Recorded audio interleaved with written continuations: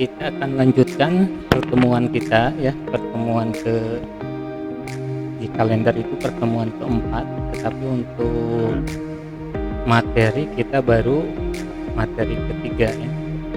Ini sudah nampak slide-nya, sudah terlihat ya slide-nya.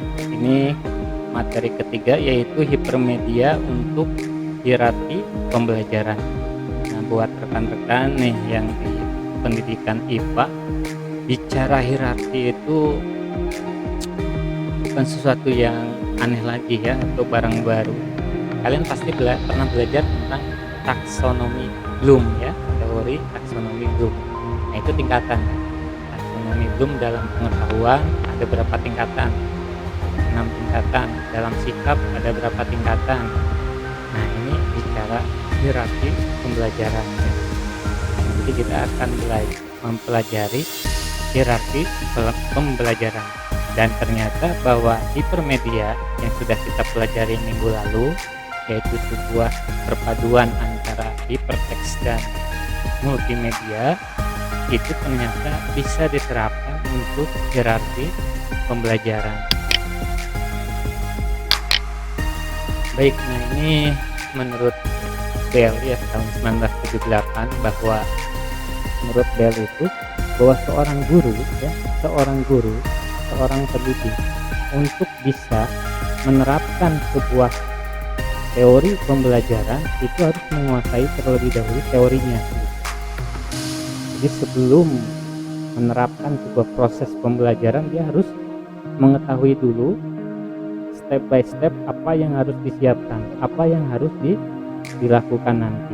Jadi tidak tiba-tiba, tidak ujuk-ujuk dia datang ke kelas langsung ngasih materi. Tidak bisa seperti itu. Seorang guru itu harus menguasai dulu. Menguasai apanya? Teorinya, teori pembelajarannya. Bagaimana cara belajarnya, menggunakan apa, caranya bagaimana, metodenya gimana. Ini harus seperti itu. Ya. Nanti hasilnya pun akan berbeda. Hasil belajarnya pun akan berbeda ketika guru menyampaikan sesuatu yang tidak dikuasainya dengan guru menyampaikan sesuatu yang sudah dikuasainya gitu. Ya. Suatu konsep itu bisa dipecahkan bersama, tetapi cara atau metode ini yang harus dikuasai oleh seorang guru gitu. Metodenya, caranya gitu. Kalau masalah pemecahan masalah itu kan bisa sama-sama ya, bisa dengan mahasiswa berdiskusi, bisa dengan praktikum ataupun studi lapangan dan lain-lain sebagainya. Itu caranya. Nah, ini menurut Bell ini ya. Nah, hierarki ini, teori hierarki ini mulai dikemukakan itu oleh seorang tokoh dari pendidikan ya, namanya Gagne ini ya. Nah, ini harus disusun dari atas ke bawah atau dari top down gitu. Nah, ini apa? Nanti kita akan coba bahas maksudnya seperti apa. Nah, ini menurut si Gagne ini dimulai dari menempatkan kemampuan, pengetahuan, keterampilan dan seterusnya. Itu menurut Gagne nih ya. Nah, siapa itu Gagne? Nah, ini. Jadi nama aslinya itu Robert Gagne. Ini ada seorang psikolog pendidikan berasal dari Amerika. Nah, ini bicara hierarki menurut si Gagne ini seperti ini nih. Untuk mengetahui apa itu makna dari hierarki pembelajaran, ini menurut Gagne ini ketika ada suatu pertanyaan nih, diawali dengan memberikan kita pertanyaan, pengetahuan apa yang lebih dahulu harus dikuasai siswa agar ia berhasil mempelajari suatu pengetahuan tertentu. Nah, setelah ada jawabannya kemudian ditanya lagi prasyarat apa yang harus dikuasai dan seterusnya. Nah, dari pertanyaan-pertanyaan tadi lahirlah sebuah hierarki pembelajaran. Oh, ternyata setelah pengetahuan diketahui, kemudian syarat yang harus dikuasai, kemudian apa yang akan dipelajari siswa, dan seterusnya. Lahirlah konsep hierarki pembelajaran ya. Nah, untuk menguasai atau memahami hierarki pembelajaran, pertama kita harus paham dulu tentang pendekatan pembelajaran. Ya, ini kita belum utuh nih. Masih bingung, sampai saat ini masih bingung hierarki itu apa jadinya. Nah, nanti di akhir akan kita ambil kesimpulan. Yang pertama, kita harus tahu apa arti pendekatan pembelajaran ya. Pendekatan pembelajaran itu adalah, ini teorinya, merujuk pada pandangan tentang terjadinya suatu proses pembelajaran itu sendiri. Nah, menurut Roy Killen ini ada dua pendekatan yang berpusat pada guru, teacher centered approach, atau yang pendekatannya berpusat pada siswa, student centered approach ya. Kalau misalkan ada istilah CBSA ya, cara belajar siswa aktif mungkin ya dulu. Nah, itu pendekatannya berpusat pada siswa dengan adanya LKS tuh. Jadi siswa lebih dominan ketimbang guru. Kalau pendekatannya berpusat pada guru, guru lebih dominan. Guru memberikan ceramah, teori, dan seterusnya ya.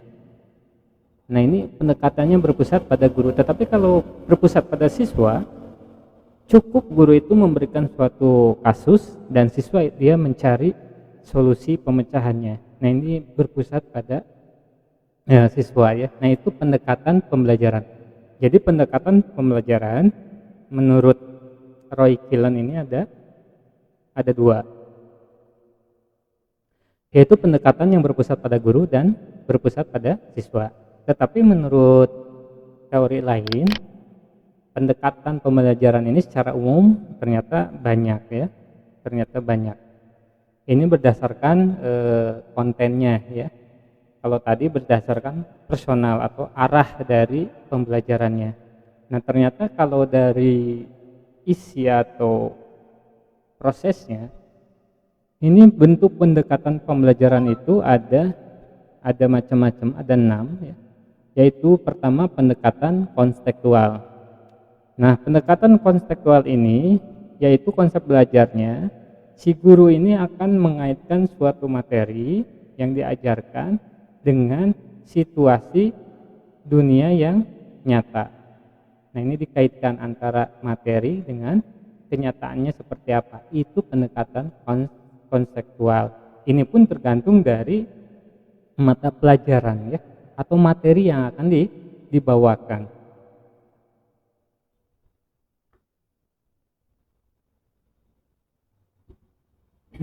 Tidak semua materi ini bisa diberikan dengan pendekatan konstekstual. Kemudian yang kedua, pendekatan konstruktif. Nah, pendekatan ini cenderung lebih kepada membangun kreativitas siswa ya, untuk bisa mengeluarkan pendapatnya, mengeluarkan idenya, gagasannya. Nah, ini pendekatan konstruktif ya. Kemudian ada pendekatan deduktif. Ini pendekatan dari umum ke khusus, yaitu pendekatan yang menggunakan logika atau lebih pada kesimpulan berdasarkan seperangkat premis yang diberikan. Jadi yang ini untuk deduktif ini dia dari umum dulu baru ke khusus.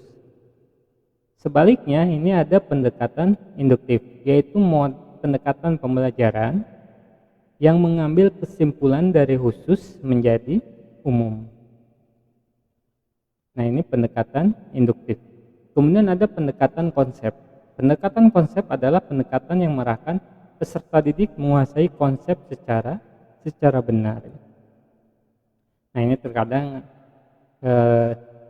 ada materi yang memang harus dipahami gitu ya, materi yang harus dikuasai. Nah, ini pendekatannya konsep ya, lebih ke teori, lebih ke konsepnya. Kemudian ada pendekatan proses. Ini cenderung proses pelajarannya mementingkan atau mendahulukan yang penting prosesnya itu ada, agar si siswa itu bisa menghayati, bisa mengalami belajar sendirinya. Nah, ini pendekatan proses. Nah, itu yang pertama. Dalam hierarki yang harus kita kuasai atau kita pahami adalah pendekatan pembelajaran. Yang kedua, strategi pembelajaran. Nah, strategi pembelajaran itu apa? Yaitu suatu kegiatan pembelajaran yang harus dikerjakan guru dan siswa agar tujuan pembelajarannya dapat dicapai secara efektif dan efisien. Nah, ditinjau dari penyajiannya ada dua, pembelajaran induktif dan pembelajaran deduktif. Kalau induktif ini dari khusus ke umum, deduktif dari umum ke khusus, ya. Nah, unsurnya apa saja dalam strategi ini menurut Newman? Ini ada 4. Pertama, identifikasi terlebih dahulu. Setelah diidentifikasi, targetnya apa, output apa yang akan dicapai dari belajar itu apa. Apakah memahami, apakah bisa melakukan, apakah bisa membedakan, ataukah bisa mengklasifikasi. Nah, di sini harus bisa diidentifikasi terlebih dahulu. Kemudian yang kedua, mempertimbangkan dan memilih jalannya. Caranya adalah kita, karena tadi sudah menentukan targetnya, maka kita pilih cara apa untuk bisa, misalkan targetnya itu adalah mengklasifikasikan atau bisa membedakan. Maka kita harus, caranya siswanya membandingkan A, B, C, D, dan seterusnya. Sehingga dia bisa mengklasifikasikan macam-macam dari A, B, C tadi misalkan, ya. Kemudian yang ketiga, menetapkan langkah-langkahnya, step-stepnya seperti apa, urutannya seperti apa, agar siswa tadi bisa mencapai target yang diharapkan. Yang terakhir, itu adalah mempertimbangkan dan menetapkan tolak ukurnya, kriterianya, standarnya. Seperti siswa bisa membedakan, siswa bisa mengklasifikasikan. Misalkan kalau dalam lingkungan bisa membedakan biotik dan abiotik misalkan, ya. Nah, caranya tadi misalnya jalannya apa? Kita berikan beberapa contoh benda-benda nih, benda-benda yang abiotik dan biotik. Nah, sehingga nanti si siswa melihat gambar-gambarnya, kemudian mengkelompokkan. Nah, ini strategi pembelajaran. Nah, ini beberapa variabel dalam strategi pembelajaran, ya.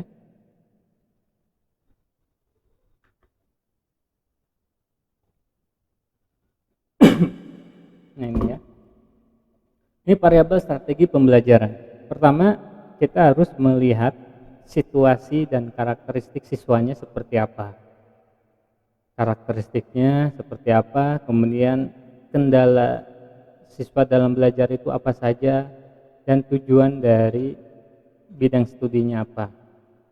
Nah, dari sini kita tingkatkan ke strategi pengelolaannya, strategi penyampaiannya, dan strategi pengorganisasian, sehingga nanti akan menghasilkan strategi belajar yang efektif dan efisien.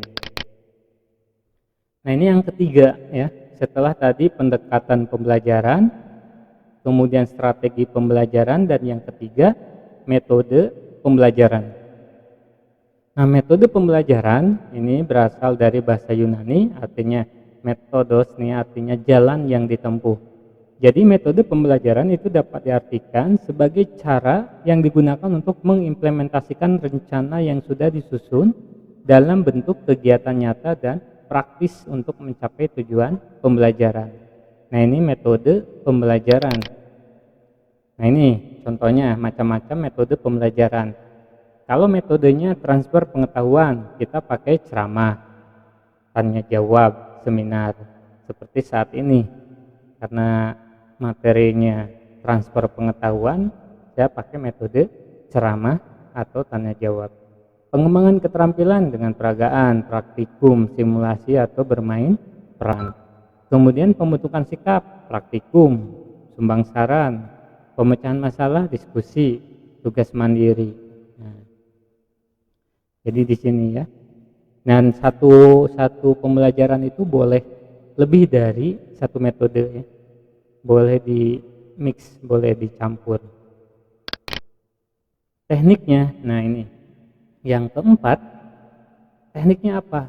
Teknik pembelajaran bagaimana? Nah, teknik itu apa? Teknik itu cara konkret yang dipakai saat proses pembelajaran berlangsung. Guru dapat berganti-ganti teknik meskipun dalam koridor metode yang sama. Ya, ini tekniknya misalkan penggunaan metode ceramah pada kelas dengan jumlah siswa yang relatif banyak membutuhkan teknik tersendiri. Ini gimana nih? Kalau untuk sedikit sih oke ya, ceramah. Tapi kalau banyak, nah itu apa bisa diserap oleh semua siswa gitu. Nah, belum tentu, sehingga bisa dicampur ceramah ini dengan diskusi atau yang lainnya. Kemudian yang terakhir, yang berikutnya ya, berarti tadi setelah pendekatan, strategi, kemudian metode apa? Yang ketiga itu ini metode, teknik, yang keempat, kelima taktik. Nah, ini. Yang kelima taktik nih. Taktik pembelajaran itu merupakan gaya seseorang dalam melaksanakan metodenya. Ya, taktik dari beberapa pengajar itu pasti beda ya. Nah, taktiknya pasti beda-beda. Nah, ini yang terakhir, muncullah model pembelajaran. Ketika tadi kita sudah menentukan pendekatan, strategi, teknik, metode, taktik, kalau kita satukan, inilah menjadi sebuah model pembelajaran, dan inilah disebut dengan hierarki pembelajaran. Nah, jadi hipermedia ya, ini bisa kita terapkan dalam model pembelajaran ini gitu.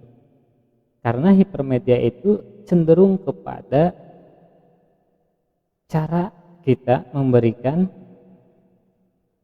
pembelajaran kepada siswa. Nah, jadi hipermedia itu bisa kita berikan kepada siswa dengan hierarki pembelajaran seperti ini. Di mana itu diletakkan gitu ya. Jadi model pembelajaran pada dasarnya itu merupakan bentuk pembelajaran yang tergambar dari awal sampai akhir yang disajikan secara khas oleh guru. Nah, jadi misalkan pendekatan pembelajarannya kita mau campuran student berbasis siswa atau berbasis ke guru, mau campuran atau salah satu. Strateginya mau apa yang kita pakai, kemudian metode pembelajarannya ceramah, diskusi, simulasi, demonstrasi, atau menggunakan hipermedia tadi. Teknik dan taktik pembelajaran spesifik, individual, atau yang lainnya. Nah, disinilah disebut dengan model pembelajaran ya.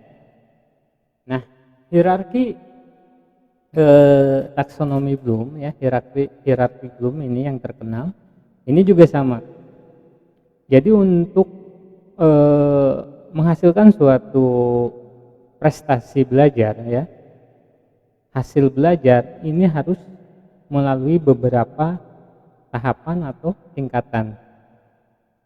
Tidak serta-merta seorang siswa ketika diberi buku pelajaran itu dia bisa langsung menjadi seorang pencipta atau seorang yang bisa melakukan karya yang diharapkan, belum tentu. Jadi di sini ada proses terlebih dahulu. Jadi dalam proses pembelajaran itu akan membentuk seorang siswa itu, yang pertama dia akan mengingat sesuatu, mengingat sebuah konsep. Setelah dia bisa mengingat sebuah konsep, sebuah teori, lalu dia akan naik ke tahap yang kedua, yaitu dia akan memahami, mengerti ya. mengerti apa yang dia ingat. Setelah dia memahami tingkatan yang lebih tingginya, dia akan bisa mengaplikasikan dari teori yang dia pahami. Setelah dia bisa mengaplikasikan, dia bisa menganalisis. Selanjutnya yang lebih tinggi lagi, dia bisa mengevaluasi, dan akhirnya dia bisa membuat sebuah produk dan lain sebagainya. Ini tingkatan yang paling bagus. Jadi proses belajar dengan hierarki pembelajaran itu kita mengarahkan ke sini. Tahu dari segi pengetahuan, mengetahui, memahami, dan seterusnya sampai dia bisa mengevaluasi dan seterusnya. Sikap juga sama, mulai dari sikap tingkatan yang rendah sampai ke yang tinggi. Nah, itu maksud dari hierarki dari pembelajaran ini. Jadi setiap pembelajaran itu punya tujuan gitu. Untuk mencapai tujuan itu harus diketahui dulu, harus ditentukan dulu strateginya, modelnya, kemudian teknik dan taktiknya.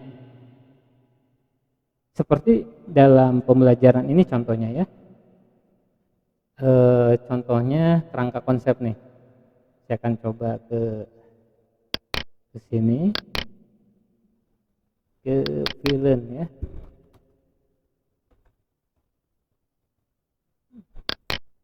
Nah, misalkan kerangka konsep. Nah, ini ya. Nah, ini kan tujuan kita ini ya. Itu mahasiswa dapat memahami konsep rancangan PBK bla bla bla sampai bisa membuat atau membangun aplikasi PBK. Nah, ini bagaimana ke arah sana gitu.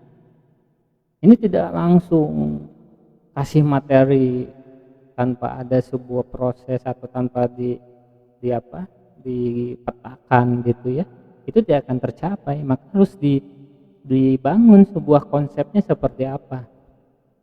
Pertama harus menguasai dulu nih definisinya harus seperti apa, ruang lingkupnya bagaimana, PBK-nya itu apa dan sebagainya. Nah, nanti setelah ini kita naik didorongnya dari tadi teori PBK, kita naik ke hipermedia, mulai memasuki dunia media, hypertext media, video dan lain-lain digabungkan ya.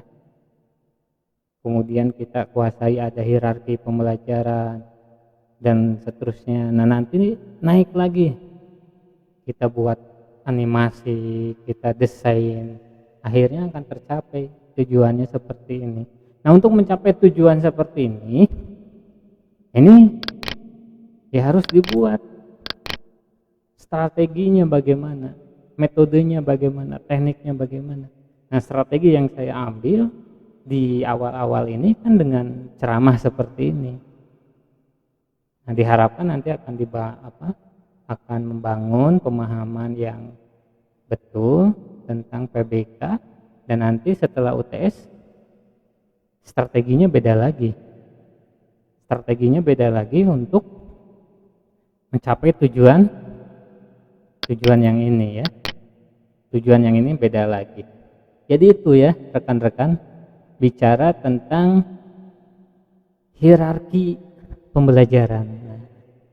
Ya, rekan-rekan mahasiswa nanti kalau rekan-rekan menjadi guru itu akan dituntut nih mulai dari membuat RPS ya, membuat silabus RPS, RPP ya, rencana pembelajaran. Nah, itu semuanya ada. Strategi pembelajaran itu semuanya ada gitu. Itu ya rekan-rekan. Jadi itu saja materi yang bisa saya sampaikan tentang hierarki pembelajaran. Seperti biasa nih rekan-rekan, nanti ada tugas ya, silakan dibuat. Baik, sebelum saya tutup, saya buka forum diskusi nih. Barangkali ada pertanyaan atau hal-hal yang ingin disampaikan dari Nanda dan Amrul. Silakan Dari siapa dulu?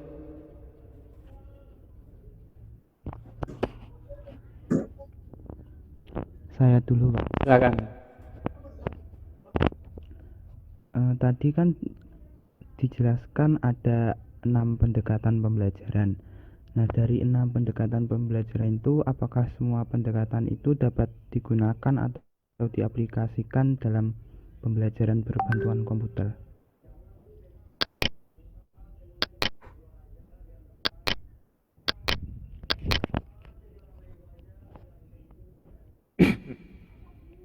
Nah, yang ini ya, ada 6 ya. Apakah ini bisa diaplikasikan dalam pembelajaran PBK ya, komputer gitu ya. Iya. Nah, ini tergantung dari kontennya mungkin, Mas Amrul ya, tergantung dari kontennya. Kontennya apakah itu lebih banyak ke teori ya. Kalau ke teori mungkin pendekatannya konsep. Kalau misalkan sejarah komputer, sejarah perkembangan komputer, kemudian jenis-jenis sistem operasi dan lain sebagainya, jenis-jenis aplikasi, itu mungkin pendekatannya konsep. Tetapi kalau misalkan materinya itu tentang ini misalkan ke dalam masalah keamanan komputer misalkan ya, keamanan komputer, maka itu cenderung ke konseptual. Teorinya seperti ini, kejadian di lapangannya bagaimana, tentang penipuan digital, penipuan online dan lain sebagainya. Nah, ini lebih ke pendekatan konseptual ya. Sebentar ya.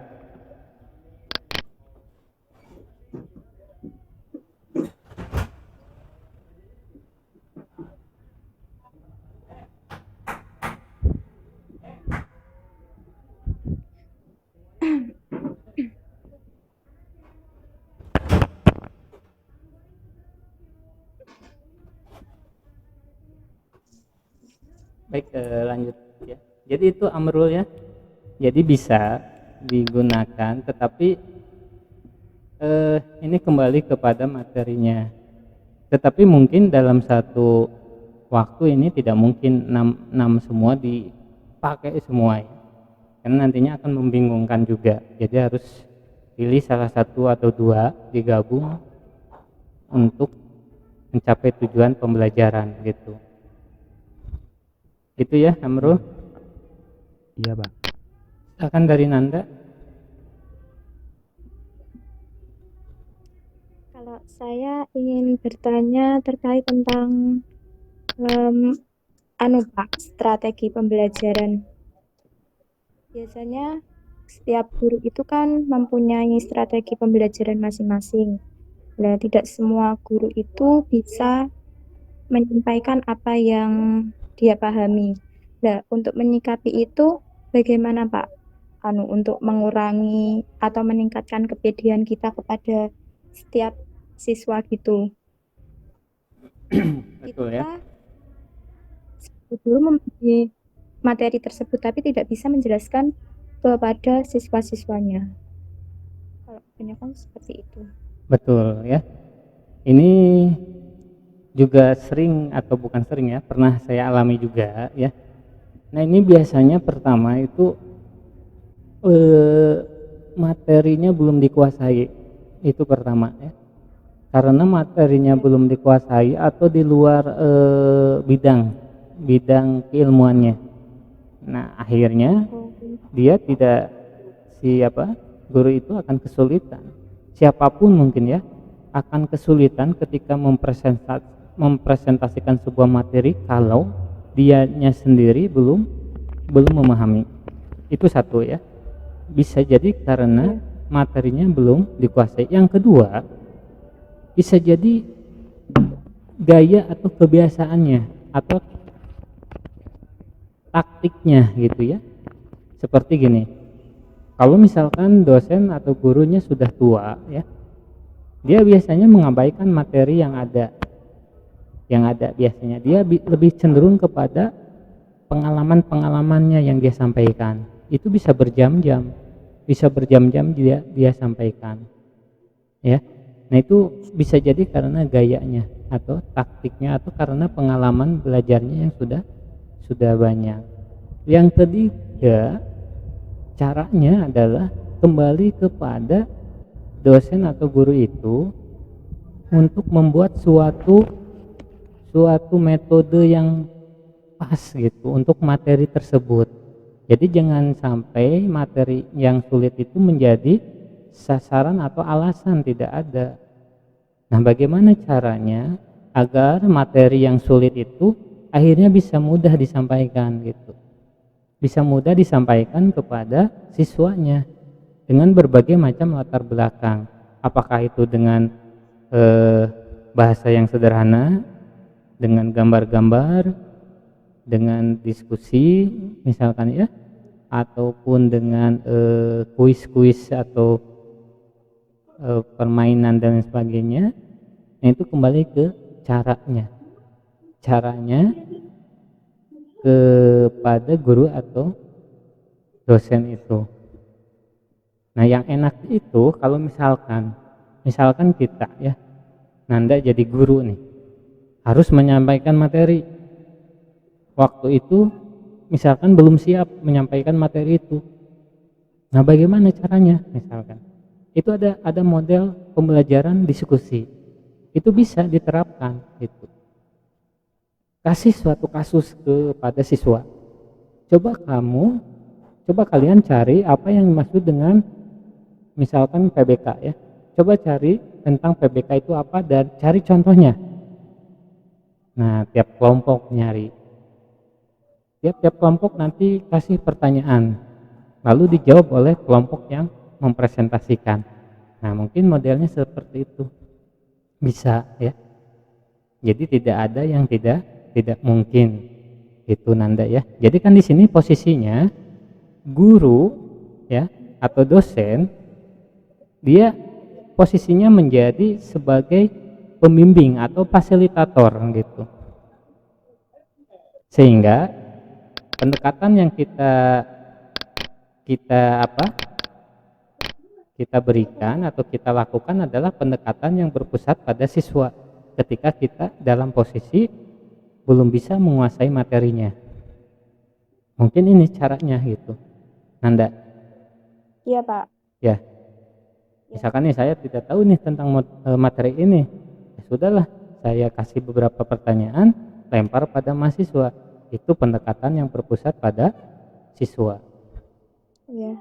Nah, itu kan proses pembelajaran tidak harus dari gurunya kan, tidak harus dari dosennya gitu.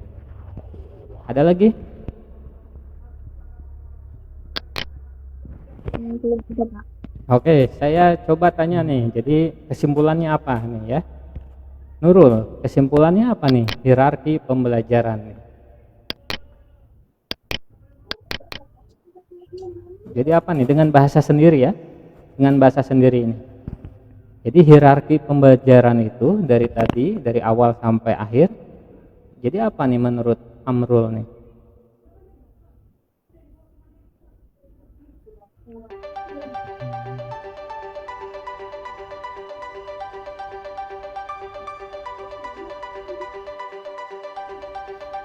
Oh, dari Nanda dulu, silakan Nanda. Ambil kesimpulan nih dengan bahasa sendiri. Jadi hierarki pembelajaran itu apa sih? Nah, ini apa sih dengan bahasa sendiri nih?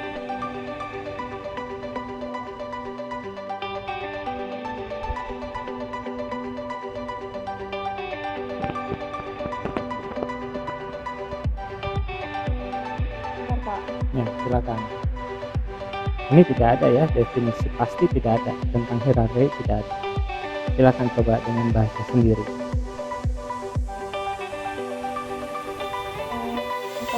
Kalau menurut saya, hierarki pembelajaran itu sebuah strategi pembelajaran atau kegiatan yang ada pada proses pembelajaran untuk mencapai untuk mencapai pembelajaran yang efektif dan efisien. Kalau itu menurut saya, Kak. Oke. Dari Amrul bagaimana?